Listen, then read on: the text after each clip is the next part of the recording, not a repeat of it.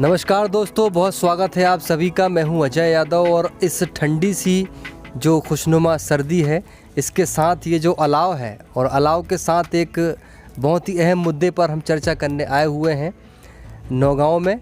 और नौगांव में हम इस वक्त मौजूद हैं मानवीय मूल्यों पर आधारित जो केंद्र बना हुआ है, यहाँ के जो संचालक हैं श्री भगवान सिंह परमार जी के साथ, और उनसे हम संवाद करेंगे कि जो अभी राजनीतिक परिणाम आए हैं, जो जनादेश हुआ है, उस पर वो क्या विचार रखते हैं, क्या कुछ अपनी प्रतिक्रिया देना चाहेंगे।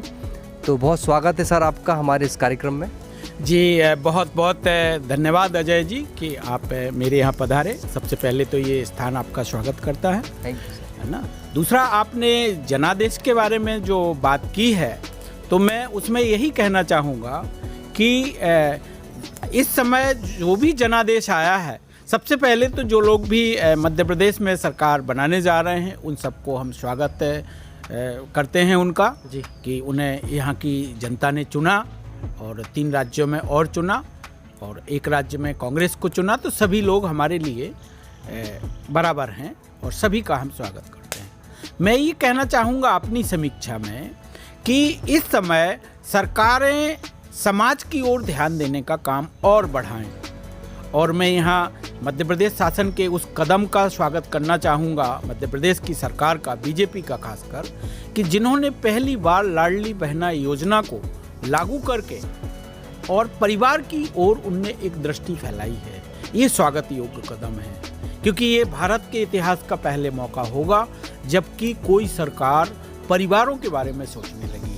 तो इसके लिए मैं देश की राजनीति का भी, बीजेपी का स्वागत करूंगा कि उनने इस प्रकार से सोचा।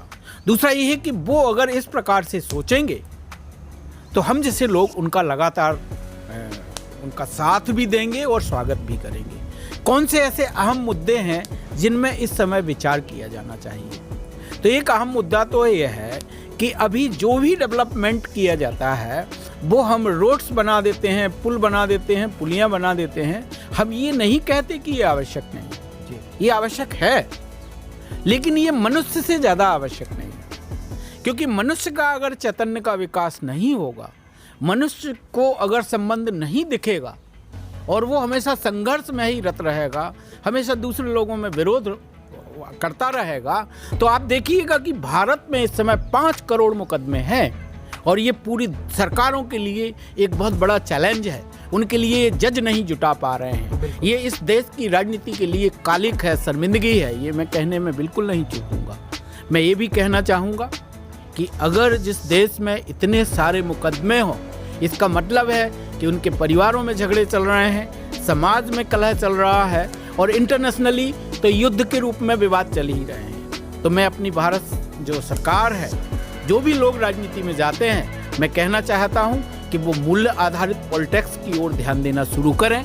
वो वक्त आ गया है जब हमें राजनीति की दिशा बदलनी होगी, जब हमें मटेरियल वर्ल्ड से ज़्यादा चैतन्य वर्ल्ड की ओर ध्यान देना पड़ेगा। तो सरकारों को चैतन्य वर्ल्ड की ओर जाना चाहिए। दूसरा ये है कि इनने जो लाडली बहना योजना लागू की, उसमें मैं मध्य प्रदेश के मुख्यमंत्री का और आदरणीय नरेंद्र मोदी जी का भी स्वागत करूंगा कि कम से कम पहली बार उनने भारत की महिलाओं के बारे में सोचा। और ये महिलाएं परिवार चलाती हैं। यदि यही पैसा अभी पुरुष को दिया गया होता तो हो सकता वो इससे ड्रिंक कर सकता था, जुआ खेल सकता था, लेकिन महिला चूंकि घर चलाती है, इसलिए उसने हो सकता है बच्चे की फीस भरी हो सकता है उसने अपने लिए कोई बहुत ही जरूरी सामान उससे खरीदा हो। तो मैं इस सरकार का लाडली बहना के रूप में स्वागत करना चाहूँगा। एक मैं अभी ये भी आपको कहना चाहता हूँ कि किसान जिस प्रकार से इस देश में परेशान है, ये भी सरकारों के लिए शर्मिंदगी है और आदरणीय नरेंद्र मोदी जी के लिए भी अभी ये चैलेंज बना ही हुआ है। क्योंकि किसान जिस हिसाब से खेत में रात में पानी भराता है, मैं खुद भी एक किसान हूँ, तो आप अजय जी देखिएगा कि रात में जब हम लोग ठंडियों में पानी भराते हैं तो हमारी क्या हालत होती है, किस प्रकार से वो संघर्ष झेलता है। लेकिन जिस प्रकार से हमें उसका मूल्य मिलता है, तो उस प्रकार से हम लोग ना तो आज की आधुनिकता की फीसें चुका सकते हैं और ना आधुनिकता के हम मोबाइल अपने बच्चों को खरीद सकते हैं और ना आधुनिकता की शिक्षा दे सकते हैं, क्योंकि दोनों में बड़ा डिफरेंस है। खेती में जहाँ क्लाइमेटिक चेंज है वहीं पर खेती को उस समय बहुत उसकी फसलों को सस्ता कर दिया जाता है जब उत्पादन आता है। तो आदरणीय नरेंद्र मोदी जी के लिए ये बहुत बड़ा चैलेंज है कि वो किसानों की ओर ध्यान देना शुरू करें। मैं आपको यहाँ ये भी अवगत कराना चाहूँगा कि इस सुझाव के लिए भारत सरकार ने अभी मुझे आमंत्रित भी किया था, जिस पर प्राकृतिक खेती पर हम 10 दिन जो है दिल्ली में रहे और उसमें बहुत डिस्कशन चले हैं। और हमने सुझाव दिया है कि किसानों के अब ज्ञान केंद्र खोले जाने की ज़रूरत है। क्यों कह रहा हूँ मैं ऐसा? क्योंकि समस्या सिर्फ उत्पादन बढ़ा देने की नहीं है। हम उत्पादन बढ़ा देंगे, लेकिन अगर हमारा इस पर्यावरण के प्रति, इस खेती के प्रति प्यार नहीं आया तो ये समस्या का समाधान नहीं है। और उत्पादन बढ़ाने देने से हो सकता है हमारा क्राइम रेट और बढ़ जाता हो। आप देखिएगा जहाँ जहाँ मुआवजे ज़्यादा मिले हैं वहाँ वहाँ उस पैसे का लोगों ने क्या किया, तो वो सदुपयोग नहीं जानते, इसलिए उनने उनका गलत इस्तेमाल कर दिया है। बिल्कुल बिल्कुल। तो मैं ये कहना चाहूँगा कि हमारी भारत सरकार को इस समय किसानों की ओर ध्यान देने की ज़रूरत है। और नरेंद्र मोदी जी 2024 में यदि चुनाव जीतना चाहते हैं तो उनको सबसे पहले किसानों पर ध्यान देना चाहिए। हम तो कहते हैं कि कांग्रेस भी जीतना चाहती है तो उसे भी देना चाहिए। तो किसानों में ध्यान देने की क्या ज़रूरत है? किसानों के इस समय सम्मान बढ़ाने की ज़रूरत है, क्योंकि इस खेती से अगर उसके बेटे की शादी ही ना होती हो, उसके बेटे की फीसें ही ना चुकती हो, तो इस समय किसान तेजी से खेती छोड़ रहा है। और ये देश के लिए दुर्भाग्य का काम है, क्योंकि किसान नहीं होगा तो शुद्ध भोजन नहीं होगा, शुद्ध भोजन नहीं होगा, शुद्ध पर्यावरण भी नहीं होगा। क्योंकि किसान खेत में जो पौधे लगाता है उसी से हमें पर्यावरण ऋतु चक्र भी प्राप्त होता है। तो मैं एक महत्वपूर्ण सुझाव ये भी देना चाहूँगा कि हमें जहाँ महिलाओं की ओर ध्यान देना है वहीं किसानों की ओर ध्यान देना है। तीसरा मैं ये भी कहना चाहूँगा कि अभी पर्यावरणीय मुद्दा भी हमारे लिए एक बहुत बड़ा संकट है। तो पर्यावरण पर भी हमें, जो सरकारें पर्यावरण पर ध्यान देंगी, जो वन नीति, कृषि नीति को बहुत बेहतर बनाएंगी और जो बाजार आधारित खेती से ज़्यादा किसान की लिविंग की ओर ध्यान देंगी, क्योंकि खेती परिवार का मुद्दा है। तो अगर खेती पारिवारिक रूप से बेहतर होगी तो हमारा पर्यावरण भी सुधरेगा। तो जो भी इन मुद्दों पर ध्यान देंगी उन सरकारों का हम और स्वागत करेंगे। और सबसे महत्वपूर्ण बात अजय जी हमने कही है कि हमें मूल्य आधारित समाज चाहिए है। सरकारों को अब मूल्य आधारित समाज बनाने के लिए मूल्य आधारित, कल हमें पॉलिटिशियन भी चाहिए होगा। हमको ऐसा पॉलिटिशियन नहीं चाहिए होगा जिसकी करनी और कथनी में अंतर हो। तो मैं ये भी कहना चाहूँगा कि अब सरकारों को अपनी पॉलिटिक्स की दिशा बदलनी होगी और हमें अब राजनीति भी मूल्य आधारित पॉलिटिक्स की ओर बढ़ना होगा। और युवा पीढ़ी ने ये दिखा दिया है कि अब सिर्फ नेता महत्वपूर्ण नहीं है, पूरा सस्पेंस वाला चुनाव रहा है। बिल्कुल। जिसको जहां वोट देना था उसने दिया है। तो युवा पीढ़ी ये कह रही है कि राजनीति भी अपनी दिशा बदले और हम एक मूल्य आधारित समाज बनाने की ओर बढ़ें।